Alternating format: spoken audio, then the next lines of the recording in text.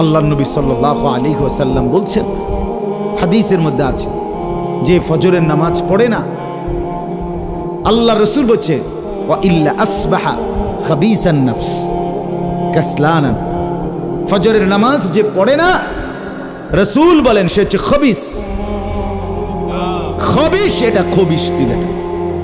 এই তোমরা যারা ফজরের নামাজ পড়ো না, খবিস তুই বেটা, খবিস।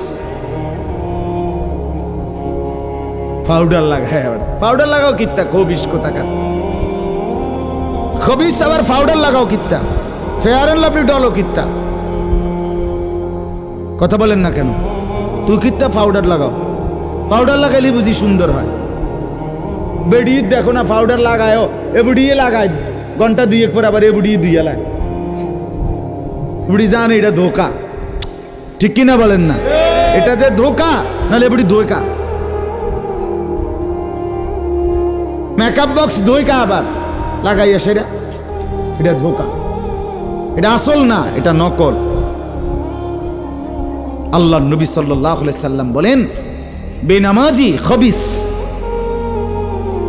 আর নবীজি হাদিসে আছে, বাথরুমে ঢুকতে, পেশাব পায়খানায় ঢুকতে নবীজি খবিস থেকে পানাহ চাইতেন, দোয়া পড়তেন। তো এই দোয়ার অর্থ কি? আল্লাহ আমি খবিস থেকে কি চাই? পানাহ চাই। তার মানে নবীজি বুঝাই দিছে, উম্মত পেশাব পায়খানার মধ্যে থাকে খবিস। খবিসের ঠিকানা কোথায়? Bathroom, bathroom, toilet. আল্লাহুম্মা ইন্নী আউযু বিকা মিনাল খুবুসি ওয়াল খাবায়েস। আল্লাহ খবিস থেকে পানাহ চাই। বাথরুমে ঢুকতে বলেন, জন্য বেনামাজি খবিস। এই খবিসের ঠিকানা টয়লেট, নাপাক, এটা নাপাক, এটা অপবিত্র, অপদার্থ, এটা অকর্মণ্য। এটা জিন্দেগির আর অর্থ কি? জীবন মানে খানা, জীবন মানে ঘুম, জীবন মানে লজ্জাস্থানের চাহিদা পূরণ, যৌন চাহিদা পূরণ, এই তিন জিনিস। তাহলে কুকুরের সাথে, বিড়ালের সাথে, গরু ছাগলের সাথে তফাৎ কি? ওই প্রাণীগুলোও তো খানা, ঘুম এবং যৌন চাহিদা পূরণ করে কিনা? কথা বলেন না কেন? কুকুরের ছাও আছে কিনা? তো কুকুর বিড়াল খায় কিনা? কুকুর বিড়াল ঘুমায় কিনা? তো তোমার সাথে তফাৎ কি?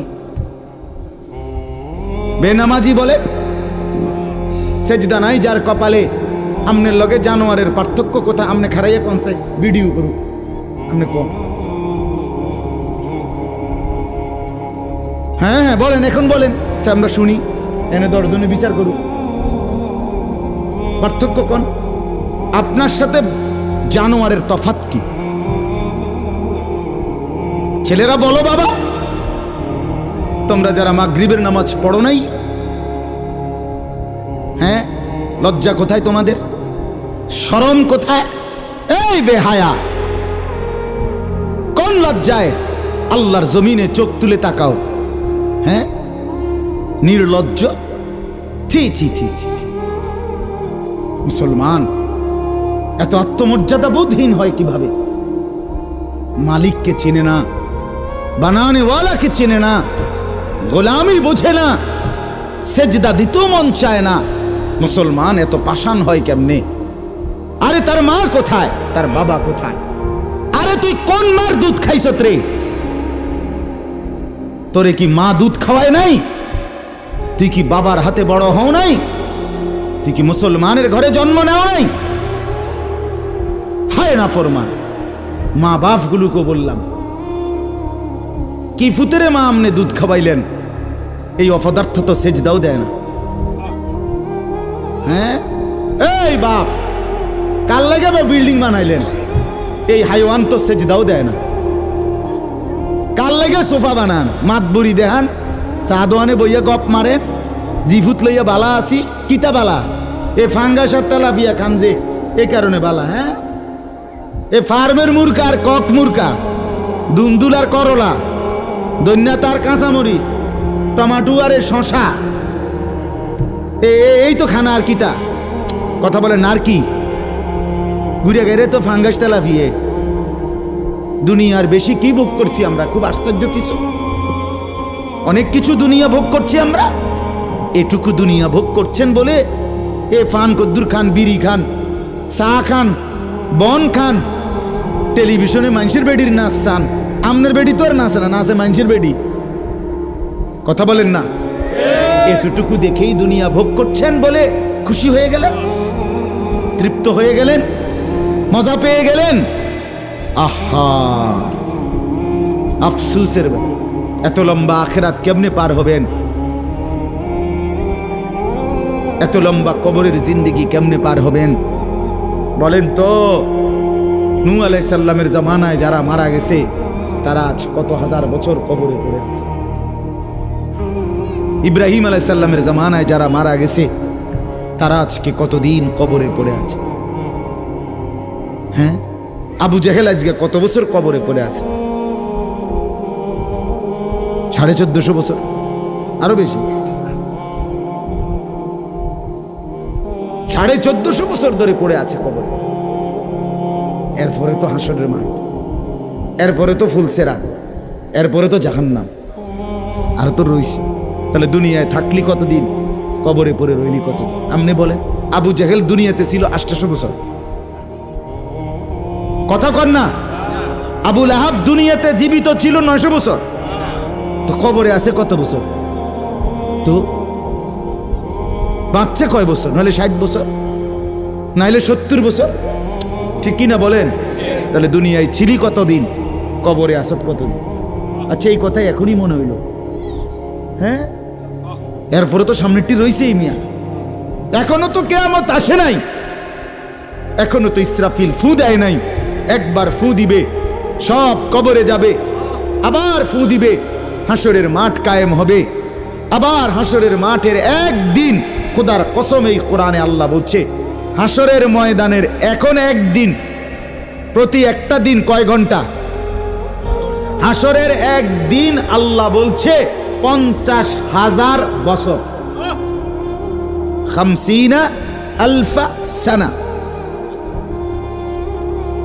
50,000 বছর। হাসরের ময়দানের পুরা সময় না, একদিন, একদিন। পুরা হাসরের মাঠ কতদিন সেটা আল্লাহই জানে। প্রিয় বন্ধু আমার, নষ্ট হয়েন না। ছেলেরা আমার, বাপ, বরবাদ হইও না। মনে করো কেউ বলে নাই, তবুও নষ্ট করো না নিজেরে। বাবা বলে নাই, মা বলে নাই, সর্দারে বলে নাই, মাতবরে বলে নাই, গ্রামের মুরব্বীরা বলে নাই, কেউ তোমারে কিছু বলে নাই, তবুও তুমি নিজেরে নষ্ট করে দিও না। হযরত ইব্রাহিম আলাইহিস সালাম, পুরা কওম, আপন মা, আপন বাপ, সবাই মূর্তি পূজক, কেউ তো ওনাকে ইমানের দাওয়াত দেয় নাই, তবুও সেই ছোট্টবেলা থেকে তিনি ওইখানে থেকেই উনি খুঁজে নিছেন আল্লাহকে। কাকে খুঁজে নিছেন? আল্লাহকে খুঁজে নিছেন, আল্লাহকে তালাশ করে নিছেন। কওমের লোকেরা বলছে যে তারকা এটা রব। বলছে আচ্ছা ঠিক আছে, দেখি তো। কিছুক্ষণ পরে তারকা ডুবে গেছে। বলছে কই, রব আবার ডুবে কেমনে? পরের দিন এলাকার লোকরা বলছে চাঁদ, এটাই আমগো রব। বলছে আচ্ছা ঠিক আছে, মানে নিলাম, দেখি তো। ভোর হতে হতে দেখে চাঁদ নাই। কি ও রব যদি জায়গা, তো আমি বন্দা রইলাম, রব কু? বুঝেন নাই কথা? এরপরে বলছে সূর্য, এটা বড় সড়ো মোড়া তাজা, এটাই রব। হ্যাঁ, ইব্রাহিম আলাইহিস সালাম বলছে আচ্ছা দেখি তো। সন্ধ্যা হইছে আর সূর্য ডুবে গেছে। তো ইব্রাহিম আলাইহিস সালাম বলছে হায় আমার কওম, কি কও ইডি তোমরা? তোমার মাথা ঠিক আছে নি? রব কেমনে এর মোড়ে নামে? রব এমন হয় কেন? বানানেওয়ালা এত দুর্বল হবে কেন? তখন তিনি বলছে ইন্নী ওয়াজ্জাহতু ওয়াজহিয়া লিল্লাযী ফাতারাস সামাওয়াতি ওয়াল আরদা হানিফা ওয়া মা আনা মিনাল মুশরিকিন। যে না কওম শোনো, আমি তোমাদের বানানো কোনো দিকে ফিরবো না, আমি ফিরছি, আমার চেহারা, আমার জিন্দেগি ফিরাইয়া দিলাম ওই সত্তার দিকে যিনি 7 আসমান ও জমিন পুরাটা বানাইছে। হানিফান, একনিষ্ঠভাবে আমি শুধু তার দিকে ফিরলাম। ওমা আনা মিনাল মুশরিকিন, আমি মুশরিকদের অন্তর্ভুক্ত নই, আমি আল্লাহকে ছাড়া কাউকে মানি না। হযরত ইব্রাহিম আলাইহিস সালামের বাবা বলছে, পুত তোরে আমি তেজ্য পুত্র করে বাড়ি ছাড়া করে দেব। হযরত ইব্রাহিম আলাইহিস সালাম বলছে, আ'তাজিলুকুম ওয়া মা তাদউনা মিন দুনিল্লাহ। আব্বা আমি আমনেরে ছেড়ে দিলাম, আমনে আমার কিতে ছাড়বে? আমনে বাইত জায়গা দিতেন না, কিতে আমি আইলাম না আমনে বাইত। আমার ঈমান দরকার, আমার আখিরাত দরকার। আমি বন দিয়ে কিতে করব? আমি সোফা দিয়ে করবো কি? আমি বিল্ডিং দিয়ে করবো কি? যার বাপে বিল্ডিং করে দিছে না, হাতে বেড়া পরে আর বিল্ডিং করতে আসছে না। আমার কথা কয় না, বোঝেন নাই আমার কথাটা? যার বাপে জমি কিনা দিতে আসছে না, এবারে পরে এবারে ফুতে আর কোনোদিন জমি কিনতে আসছে না, তো তো কি আমনে যে একবার উল্টাইয়া গেছেন। আরে ফুত, আমি যদি কদ্দুর কিছু করে দিয়ে যাইতাম না পারি, আমি মরলে তারা খাইব কেমনে? না তারা চিরা খাইব। আর পরে আমনে 2 বস্তা চিরা কিনা দিয়ে যাই, আমনে মরলে আর কেউ দুনিয়াত কাম করতো না, আমনে একটা কামিলা মূর্তি আছেন শেষ। এটা ধোকার কথা না, বলেন না কেন? তো হযরত ইব্রাহিম আলাইহিস সালাম বলছে, আব্বা আপনাকে ছেড়ে দিলাম। ওয়া মা তাদউনা মিন দুনিল্লাহ, আল্লাহকে বাদ দিয়ে যে আপনি যাকে ডাকেন সেই মূর্তি, আল্লাহকে বাদ দিয়ে যেগুলোকে আপনি ডাকেন, বাপ আমি এগুলোকেও ছেড়ে দিলাম। এবার ইব্রাহিম নবী বললেন, ওয়া আদউ রাব্বি, আমি শুধু কেবল আমার রব আল্লাহকে ডাক দিলাম। গোটা দুনিয়া ছেড়ে দিলাম বাপ, সংসারও ছেড়ে দিলাম বাপ, আপনি মা বাবার মায়াও ছেড়ে দিলাম, আমি শুধু আমার আল্লাহকেই ডাকলাম। আসা আল্লাহ আকুনা বিদুআই রাব্বি শাকিয়া। এবার ইব্রাহিম নবী বলেন, আব্বা আমি বিশ্বাস করি আমার ওই এক আল্লাহকে ডেকে কেউ কোনোদিন বঞ্চিত হয় না। মাখলুককে ডেকে হেরে যায়, নেতা ভুলে যায়, কর্মীও ভুলে যায়, মা বাপও অনেক সময় রাগ করে, মা বাপ অনেক সময় ভুলে যায়, সন্তানও মা বাপকে ভুলে যায়, সবখানে হইতে পারে এমন, কিন্তু আমার আল্লাহকে ডেকে কেউ এমন হয় না যে বঞ্চিত হয়। আল্লাহকে বান্দা যখন জমিন থেকে ডাক দেয় আল্লাহ রব্বুল আলামিন সাথে সাথে বলে, লাব্বাইক ইয়া আবদি, আমার বান্দা আমি হাজির, বল না বান্দা কি দরকার।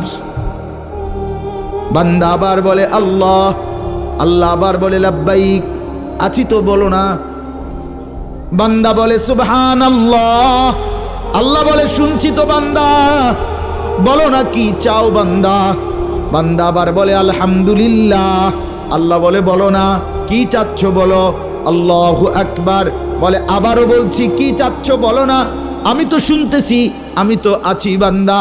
কিন্তু বান্দা যখন শুধু আল্লাহকে ডাকতে থাকে, জিকির করতে থাকে, তাসবিহ পড়তে থাকে, মনের কষ্ট দুঃখ বেদনা চাওয়া পাওয়া কিছুই বলে না, শুধু জিকির করে, শুধু জিকির করে, শুধু আল্লাহকে ডাকে, আল্লাহকে ডাকে, শেষ পর্যন্ত আল্লাহ খুশি হয়ে বলে, বান্দা তুই যেহেতু আমাকে ডেকে মজা পাইছো, ঠিক আছে বান্দা তুমি আমাকে ডাকতে থাকো, আমি আল্লাহ তোমাকে দিতে থাকি।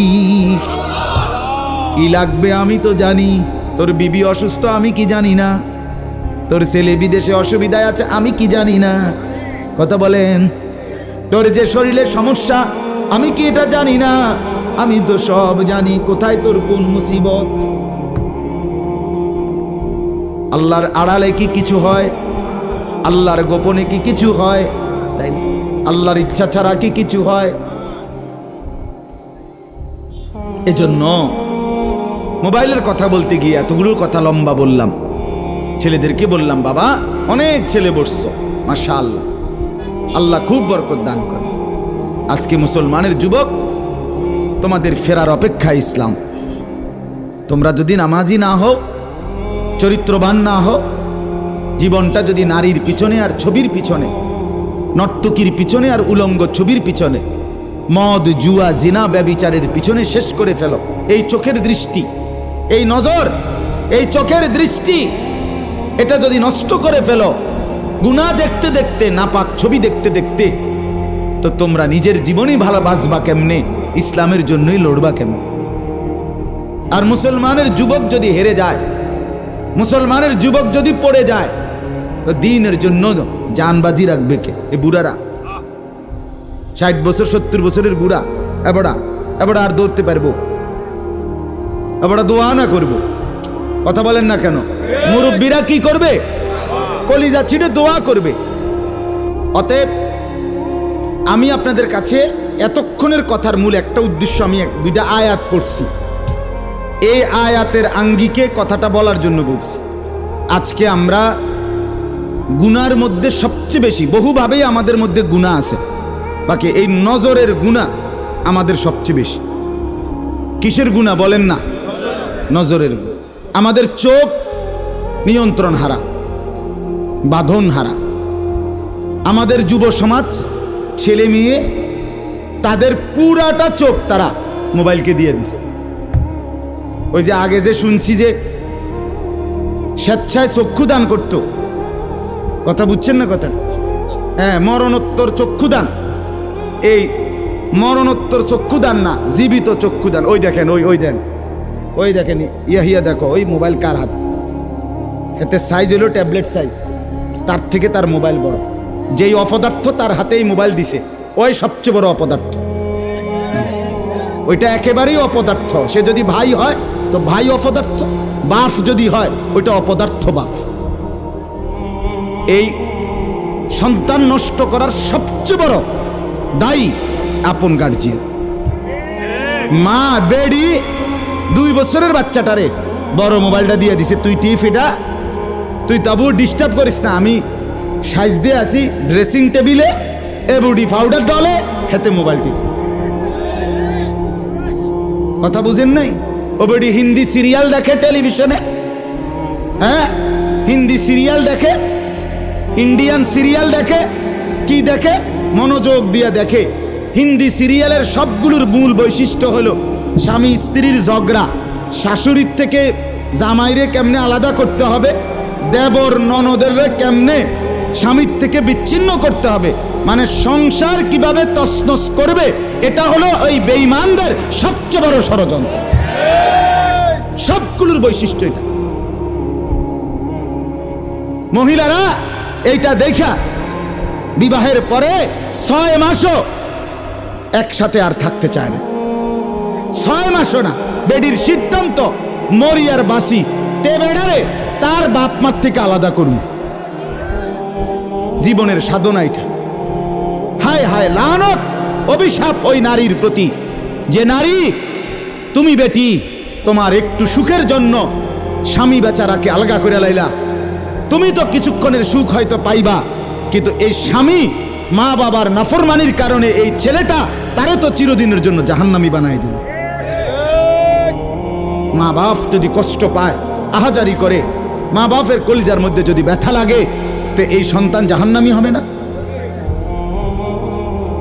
বলে। এজন্য আমরা প্রত্যেকেই এই কথাটা বলতেছিলাম, আজকে আমাদের সবচেয়ে বড় গুনাহ আমাদের ছেলেদের, আমাদের মেয়েদের, আমাদের নারীদের, আমাদের পুরুষদের, আমাদের জওয়ান, আমাদের বুড়া, আমাদের যুবতী, আমাদের বৃদ্ধা, সবার একটাই বড় রোগ। আমরা চোখ অনিয়ন্ত্রিত। বুড়া মানুষও টেলিভিশন চায়, বুড়া চাচা বাঁকা হয়ে গেছে, কাশে বেরামে ধরে গেছে, কিন্তু এবার টেলিভিশন সাউন্ড, বেডির সাউন্ড, চা দোকানে নাচ গান দেখার অভ্যাস ছোটে নাই। এমন অভ্যাস আছে কিনা বলেন না? যার নাই হেবড়া রাগ না হইলেই ভালো। আর যে বেটা রাগ হইলে, আপনার অভ্যাস থাকলে, আপনার রাগ হইলেই কি আর আসলেই কি। অতএব নজর নিয়ন্ত্রণ করা চাই, নজর হেফাজত করা চাই, নজর সুন্দর করা চাই।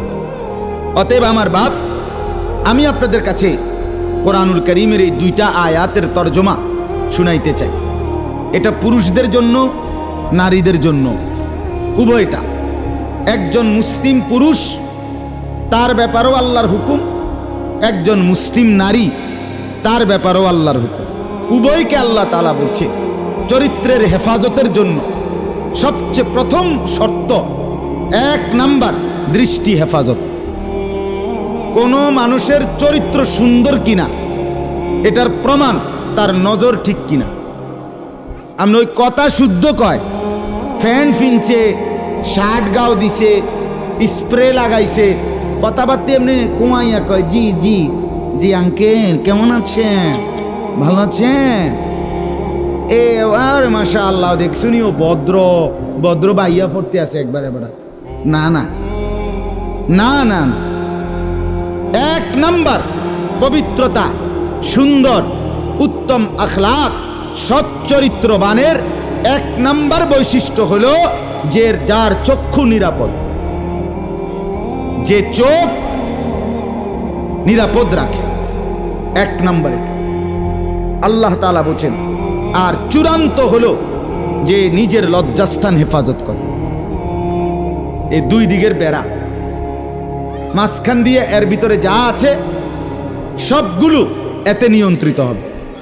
যে নিজের চোখকে হেফাজত করে, নামাইয়া রাখে, ভিন নারী, হ্যাঁ, যেই দৃশ্য দেখা, যেই ছবি, যেই নাচ গান, অশ্লীল দৃশ্য, হ্যাঁ, উলঙ্গ ছবি, বেপর্দা নারী, ভিন নারী, যাকে দেখার আমার কাছে অনুমতি নাই, আল্লাহ অনুমতি দেন নাই, তার থেকে নজর যে নামিয়ে রাখে এবং নিজের লজ্জাস্থান যে হেফাজত করে, আল্লাহ কোরআনে বলছে যালিকা আজকা লাহুম, এটাই হচ্ছে সর্বশ্রেষ্ঠ পবিত্রতা। এটাই হলো সর্বশ্রেষ্ঠ, কি বলেন না, পবিত্র, সেই বড় পবিত্র। এবার এই শুদ্ধ কথা কোক আর সিটেঙ্গা কথা কোক, কথা নোয়াখাইল্লা হোক আর সিলিটটা হোক, এটা দেখার বিষয় না। দেখার বিষয় হলো তার নজর দৃষ্টি এটা নিচের দিকে কিনা, আর লজ্জাস্থান হেফাজত কিনা। এই দেখেন আল্লাহ কি বলে শুনেন। 18 নম্বর পারা 24 নম্বর সূরা, সূরায়ে নূর, এই সূরার 30 নম্বর আয়াত। আল্লাহ তাআলা বলেন, কুল, হে নবী আপনি বলুন, লিল মুমিনিন, সমস্ত মুমিন পুরুষদেরকে, পুরুষদেরকে মানে এই হুকুম কার্যকর শুরু হবে যেই ছেলেটা সাবালক হইছে, যেই মেয়েটা সাবালক হইছে, ওই দিন থেকে 100 কার্যকর। কোন ছেলের উপরে যেদিন গোসল ফরজ হয়েছে, প্রথম যেদিন তার বীর্যপাত হয়েছে, সেদিন থেকেই সে সাবালক, প্রাপ্তবয়স্ক, সেদিন থেকেই সে যুবক, সেদিন থেকে ইসলাম মানা পুরাটা 100 তার উপরে ফরজে আইন। ওই দিন থেকে তার 1 মিনিট 1 সেকেন্ড হিসাবের বাহিরে হবে না। প্রতি সেকেন্ড নিঃশ্বাসের জন্য তাকে মৃত্যু পর্যন্ত, মানে বালেগ হওয়ার দিন থেকে মৃত্যু পর্যন্ত যে হায়াত পাইছে, যে দূর আল্লাহর কাছে হিসাব দিতে হবে তদ্দূর। রাতের হিসাব, দিনের হিসাব, হাঁটলে বসলে উঠলে খাইলে ঘুমাইলে, এমনকি নিঃশ্বাসের হিসাবও খোদার কসম আল্লাহর কাছে দিতে হবে। কোন মেয়ে যেদিন তার প্রথম মাসিক শুরু হয়েছে 13-14 বছর বয়সে, সেদিন থেকে সে প্রাপ্তবয়স্কা, সাবালিকা, সে যুবতী। অতএব সেদিন থেকে মৃত্যু পর্যন্ত তার হায়াত যতদিন পাইছে, একদিনের ভালো মন্দ, জায়েজ না জায়েজ, হালাল হারাম, বৈধ অবৈধ, সব কিছুর হিসাব সে আল্লাহর কাছে দিতে হবে। কথা বুঝলেন কিনা আপনি? হ্যাঁ, এটা জরুরি, এটা জরুরি।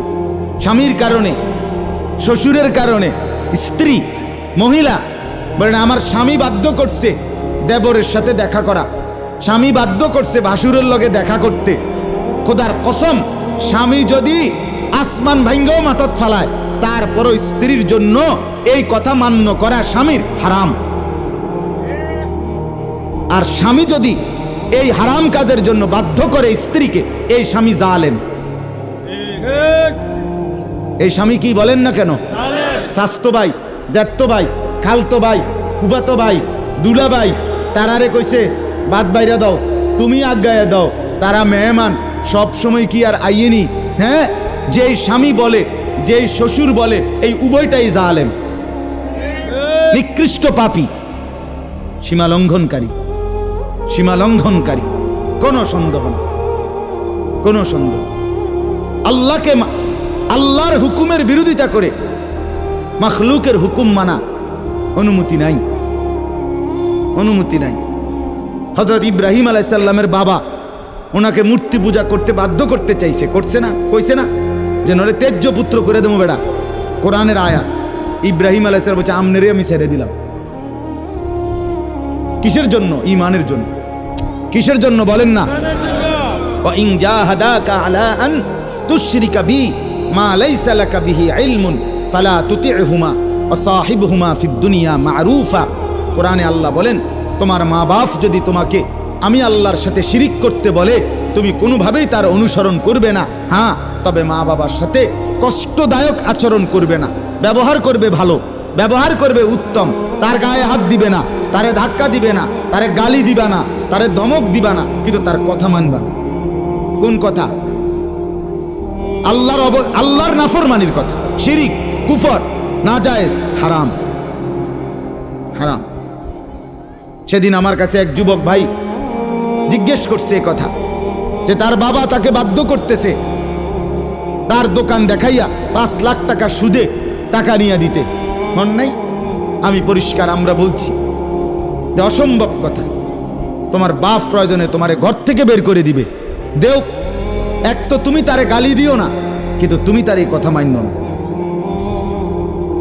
এই কথা মানার অধিকার, যেটা আল্লাহ হারাম করছেন সেটা বাবার কথার কারণে হালাল? আরে বলেন না কেন? যেটা আল্লাহ হারাম করছেন সেটা স্বামীর কথার কারণে হালাল না? আমি কিতা করতাম, বেডিতে এই সমস্ত ফাঁকনা কথা কইলে হইতো না। তে বেড়া বাতানে চাইলানে আমি রাইন্দা দেই, এরপরে কিতো বেডি হাতে কইতে পারবো। আরে আলাপো